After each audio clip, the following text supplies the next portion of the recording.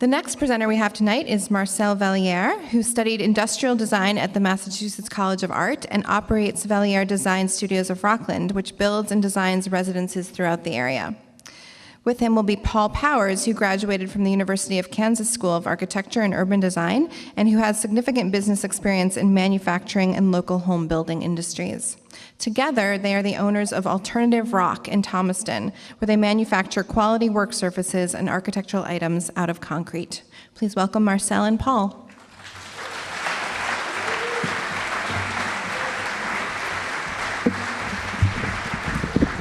I'm Paul. I'll start. Alternstivr Rock was founded about 5 years ago in a driveway that is less than 1 block from here. We are delighted to be here at the Thompson Community Center. It's just appropriate.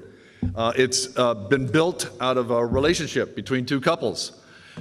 We started talking about building materials. Claudia and I, my wife, we're renovating an old Maine farmhouse. Jill and Marcel were building from scratch, brandy new. My experience comes from school. I was always fascinated with Frank Lloyd Wright. I have these sculptures in my house of Hollyhock House in Los Angeles. We're always looking for something personal that we can add to any of our projects. This is one of the first projects that Claudia and I did. It's recycled glass embedded in concrete, two different colors of concrete. It's of an apple blossom. Obviously, the glass came from the transfer station right up the road. The next project that we'll show is a blue sink. I don't know if you could tell that that's blue. But it's a small sink. It's sized for a small bathroom. We're constantly pushing the limits of what we can and the mold can do and what the material can do. We also did a kitchen for a young family. This is in Boston. Embedded in that island is a very subtle design of the Milky Way. They have 2 young children growing up. And they wanted to offer some inspiration to the universe in their kitchen.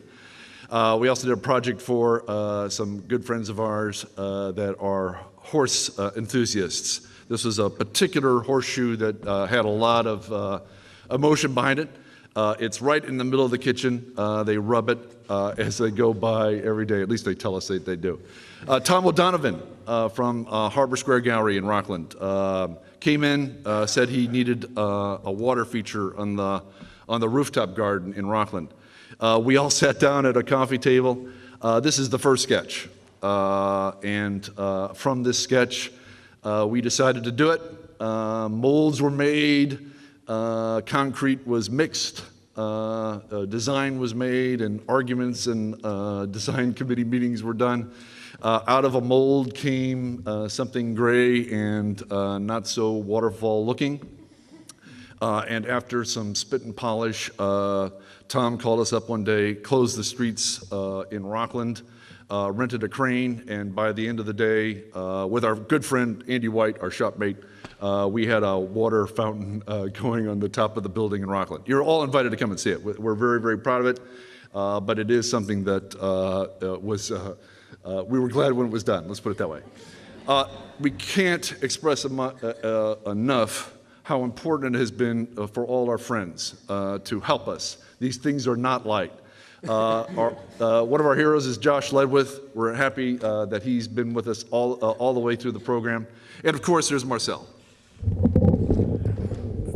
Hey, thanks. Yeah, for all of you who have helped, it's been great. You know, we all come from different backgrounds. My background, I started in art school.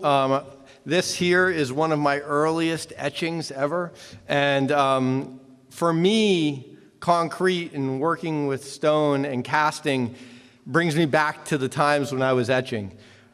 The act of creating a print from something and really building molds, footprints, you know, they're utterly simple. It's a print, you have a negative, you have a positive.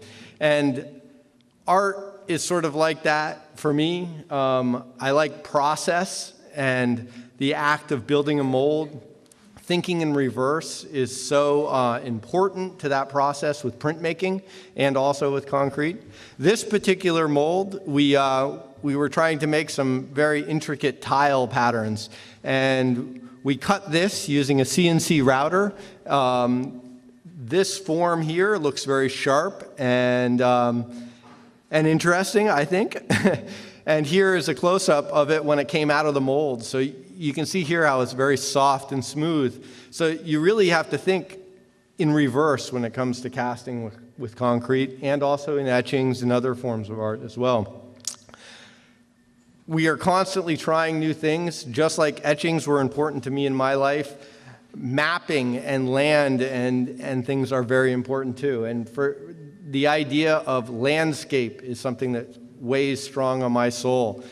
This is one of our first landscape pieces. This is actually Manchester Bay, Massachusetts. This is going to be a sink. This mold was created in reverse, obviously, and then cast into a form. That hole you see in the bottom there, that's where the faucet would be, and the water drained down through the bay into the drain.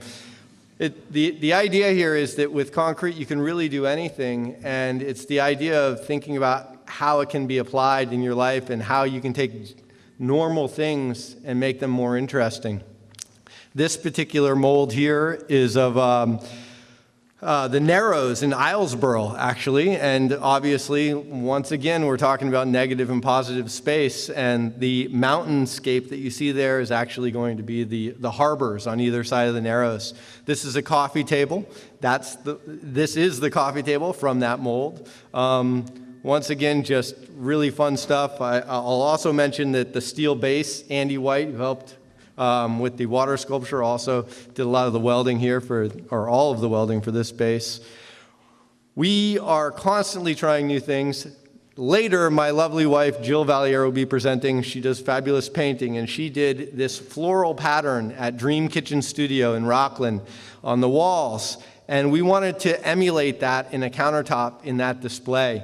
So we took that pattern and we applied it to the mold, and you can barely see it here, but it was a raised surface of that floral pattern that we grinded through it and polished it up, and this is the countertop at Dream Kitchens, and we call it the fossilized flower, and it's this very subtle flower motif on it.